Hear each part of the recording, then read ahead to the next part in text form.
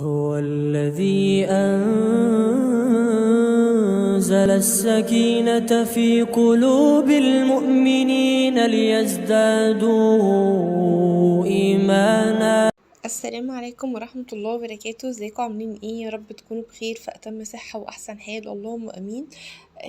انا خلود ودي قناتي. اتمنى تشتركي في القناة وتفعلي زر الجرس عشان يصلك مني كل جديد. عايزة بقى اسلم عليكم كده كلكم. عاملين ايه اخواتي وحبايبي؟ انا الحمد لله بخير، طمنوني كده عليكم. النهارده بقى فيديو جديد كده وروتين جديد، روتين يوم السوق. انا نزلت السوق، يعني احنا في اخر الشهر بس كنت كده محتاجة شوية حاجات، فقلت ايه هصور معاكم كده روتين السوق. اول حاجة كده حضرت معاكم فطار، والفطار ده كده نادرا لما هحضره معاكم بصراحة، علشان الفطار دوت انا ما بفطرهوش غير وزوجي موجود معايا في البيت. طالما موجود معايا في البيت بنفطر الفطار ده، مش موجود يعني بناكل كده اي حاجة بسرعة. وحاليا دلوقتي انا بقيت بفطر لوحدي، يعني علشان بنتي بتنزل الحضانة فبفطر انا لوحدي. نزلت كده السوق بقى، جبت شوية مشتريات كده كنت محتاجاها. احنا اخر الشهر، بس زي ما انا كنت قايله لكم في فيديو روتين السوق اني بجيب الخضار بتاعي كل اسبوع، علشان خاطر بصراحة لما بجيبه كل شهر بحس ان هو بيبوظ. يعني عايزة اقولكم والله الخيار انا بجيبه كل اسبوع وما بيكملش 3 ايام كده وبلاقي الخيار ده بل تماما. عايزه اقول لكم بقى ان انا حطيت عليه مناديل المطبخ ولفيته في ستريتش. برضو ما مش عارفه ليه الخيار بيبوظ عندي في التلاجة، ماليش نصيب فيه يعني. بصوا بقى، انا بحب كده اجيب الطماطم جامده حتى للخضار، يعني للطبيخ. بحب برضو اجيبها جامده، ما بحبش اشتري الطماطم اللي هي مستويه دي خالص. جبت معاكم بقى كده همبرجر، كان سايب برضو، جايباه سايب يعني من عند الجزار. وكنت جايبه بانيه، برضو كنت محتاجه بانيه. عايزه اقول لكم بقى ان انتوا هتلاقوا الحاجه متلجه شويه، بس علشان خاطر انا يوم السوق ده بصراحه ما عرفتش اصور معاكم الفيديو، حطيتها في الفريزر وصورت معاكم تاني يوم. جبت بقى صابون سايل كده من عند بتاع المنظفات، يعني زي ما بقول لكم بقى ايه. اخر الشهر وكده ما رضيتش بقى اجيب العلب، قلت على اول الشهر باذن الله. كنت جايبه برضو بصل، وجبت مكرونه الملكه. انا بحب استخدم مكرونه ملكه وحوا، بحبهم قوي الاتنين. وكنت جايبه برضو ملوخيه ناشفه، وكنت جايبه لوبيا. جبت كده لوبيا. احنا بنحب الخضار، وزي ما بقول لكم بنحب اللوبيا قوي. كنت جايبه كمان باكو شاي. انا بحب عن نفسي اكتب كده الحاجات اللي انا محتاجاها قبل ما انزل السوق، علشان خاطر برضو ما اجيبش حاجات وخلاص. وجبت برضو فلفل اسمر، وجايبه كيك شيف، وجايبه خميره، وجايبه فانيليا. جبت كيس سكر برضو. جبت كده خلطة توابل للفول، بتدي طعم حلو قوي للفول. هاتوها وجربوها على ضمانتي، بجد حلوة جدا. وجبت كمان رش للناموس والدبان بقى، انتوا عارفين عشان معايا بيبي، والناموس بصراحة بيبقى فظيع بالليل.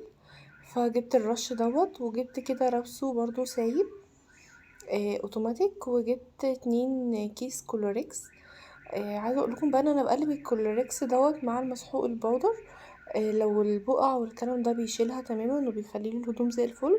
بس انا اغلبيه الوقت بستخدم المسحوق الجل، علشان غسالتي ما بتنضفش خالص بالمسحوق البودر، مش عارفه ليه. يعني انا قعدت فتره كبيره بستخدم مسحوق البودر. بحس الغسيل لا ما بينضفش، عكس لما بستخدم المسحوق الجل. بحس ان هو بينضف الغسيل معايا. دخلت كده على التربو. بصوا انا المفروض في حاجات بعملها قبل ما انزل كده السوق، بس بصراحة المرة دي يعني كنت فاقدة الشغف، فما كنت كسلانة، وقلت لا انا بس هروق، يعني اشطب كده المواعين البوتاجاز الحاجات ديت، وبكرة بقى هبقى اروق معاكم واعمل معاكم كمان الفيديو، يعني عشان تتشجعي. لو انتي ما بتنزلي قبل ما بتنزلي السوق ما بتعمليش الخطوات دي، انا بقى اشجعك وتعمليها باذن الله. دخلت كده على التربو، عشان انا بقولكم كنت جايبه بصل. مسكته كده نضفته، وانا بحب كده احط كيس بصراحه تحت البصل والطماطم عشان القشر بتاعها بينزل وبيزهقني بصراحة في التربو، عكس لما بشيل بقى الكيسة وبنفضها على طول وبمسحها كده بتروح زي الفل. انا عامه حاطه في التربو كله فرشاه كده الأكياس اللي هي بتاعه الهدوم ديت اللي احنا بنجيبوها، انا فرشاه كده بصراحه علشان خاطر مثلا بقى كيس سكر اتفتح، كيس ملح، الكلام دوت يبقى سهل. بصوا يعني هنا كان واقع مثلا مكرونه، شلت الكيس وكان التربو ذات نفسه نضيف زي الفل، يا دوبك كده مسحته بس كده بقماشه مبلوله شويه وبيروح زي الفل. رصيت بقى كده كان عندي ملح.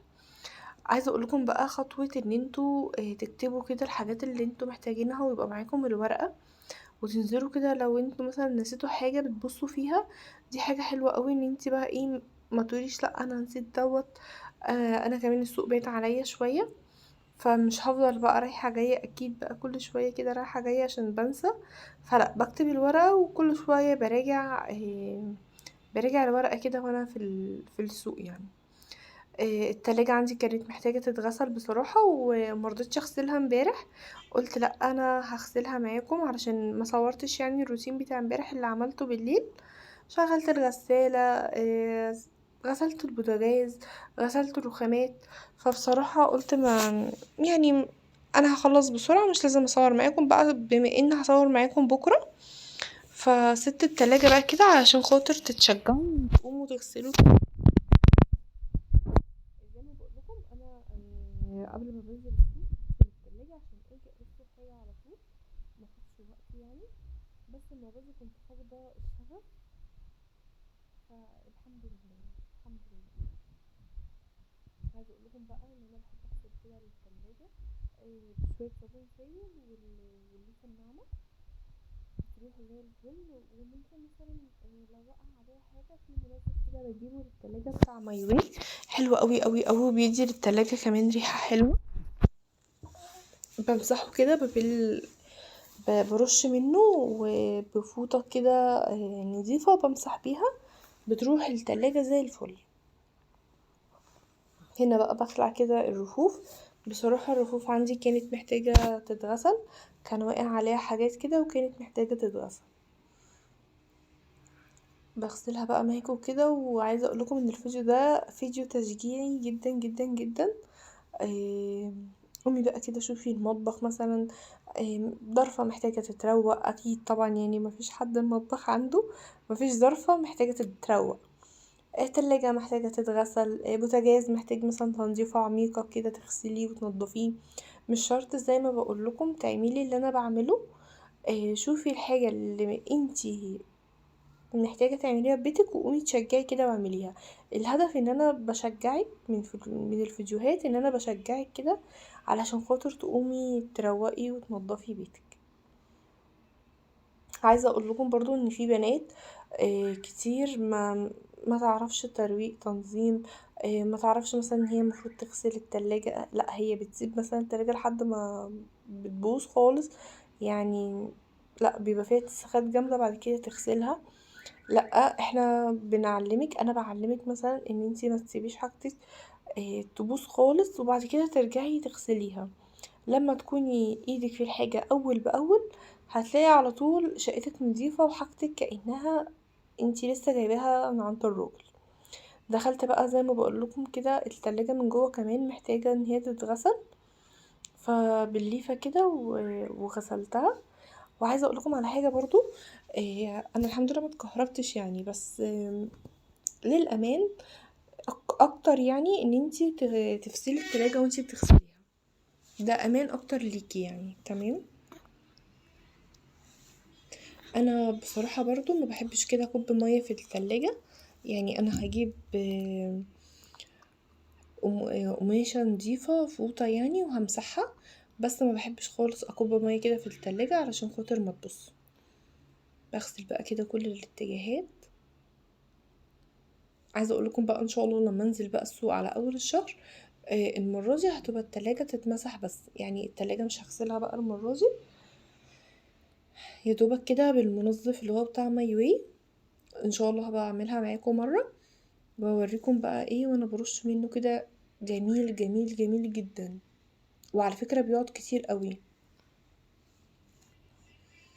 وبرضو بحب اعمل الفريزر، بس ما عملتوش معاكم المرة دي. كده امسك الفريزر كل فترة، كل شهر بصراحة. بغسله برضو غسلة كده نضيفة، وبرص الحاجة اللي فيه، وبعرف بقى ايه اللي موجود وايه اللي مش موجود علشان خاطر اجيب. انا كده بقى ايه يعني مشجعاكم جامد جدا.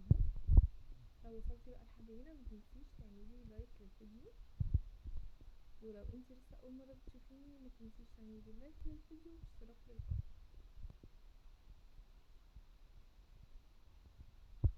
عايزة اقولكم بس ان التلاجة بتاعتي دي نوعها فريش، هي بس عيوبها ان قطع الغيار بتاعتها خفيفة جدا، يعني اللي هي الرفوف بتاعتها ما بتستحملش ابدا اوزان. يعني ما اعرفش احط مثلا حلة اهو، احنا ما بنحطوش حلة في التلاجة، رغم ان زمان كنا بنحط يعني مثلا عند ماما وكده.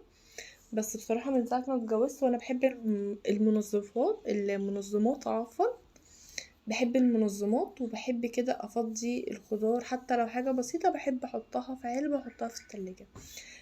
خصوصا كمان ان التلاجة عندي ما بتستحملش آه، حلل او حاجة خفيفة، يعني الرفوف بتاعتها للأسف خفيفة. شايفين بقى، شايفين التلاجة راحت زي الفل ازاي، راحت اكنها عروسة.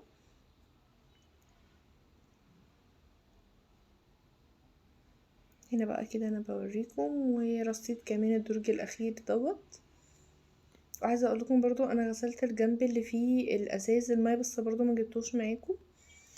جبت كده بقى المنظمات بتاعه التلاجة دي، علبة البيت، غسلتها برضو كده كويس. وتحت بقى المنظمات دي بحط فيها الطماطم، الخيار، البتنجان، الخضار يعني اللي بجيبه ايا يكن ايه هو. برضو غسلتها كده علشان خاطر تكون نظيفة. قوليلي بقى كده، انتوا بتنزلوا السوق كل قد ايه؟ كل شهر؟ كل 15 يوم؟ كل يوم؟ في ناس بتنزل السوق كل يوم على فكرة. انا بنزل بصراحة للحوم والحاجات دي كل شهر، لكن الخضار بنزل كل اسبوع. بحب كده انزل يوم الجمعة اجيب بقى ايه الخضار بتاعي، وانا عند ماما كده بنزل اجيب الخضار بتاعي واللي بيكفيني الاسبوع يعني. المنظمات دي حلو جدا جدا للتلاجة. عايزه اقول لكم بقى ان انتوا تجيبوا منها مقاسات، علشان خاطر برضو التلاجة عندي بتاخد 2 بس منهم، الرف بياخد 2 بس. في منها المقاس الاصغر ممكن مثلا ياخد 3 بدل ما ياخد 2، فانتوا مثلا هاتوا منها الكبير والصغير. انا كنت جايباها كلها كبيرة مش صغيرة، فانتوا نوعوا منها بقى.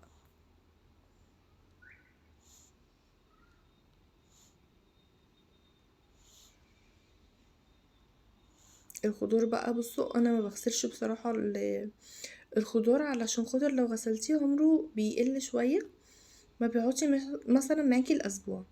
فانا عارفة ان انا الحاجة دي اتحطها في التلاجة مش مغسولة، لما باجي استخدمها بطلعها وبغسلها عادي. كنت جايبة برضو فلفل كده. عايزة اقولكم البتنجان بيقعد معايا وقت كويس في التلاجة، وكمان لو لفتيه في ستريتش بيقعد وقت اطول. ف هي دي الحاجة الوحيدة اللي ما بتبص عندي. بصوا بقى هنا كده الخيار، جبت مناديل، بس التليفون للأسف الكاميرا مش مبينة. جبت مناديل مطبخ كده وحطيتها، فرشتها الأول من تحت.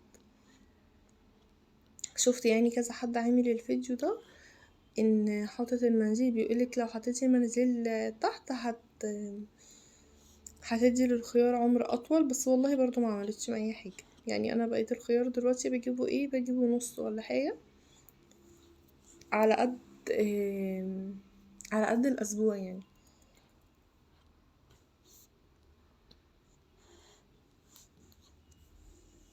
اهو زي ما انتم شايفين بقى، كل طبقة وطبقة بتحطي خيار لو انتي جايبة مثلا ياما بتحطي كده رصة وتحطي مناديل، ورصة وتحطي مناديل، ولما بتحطيه في التلاجة بتكوني مغطية وشه بالمناديل.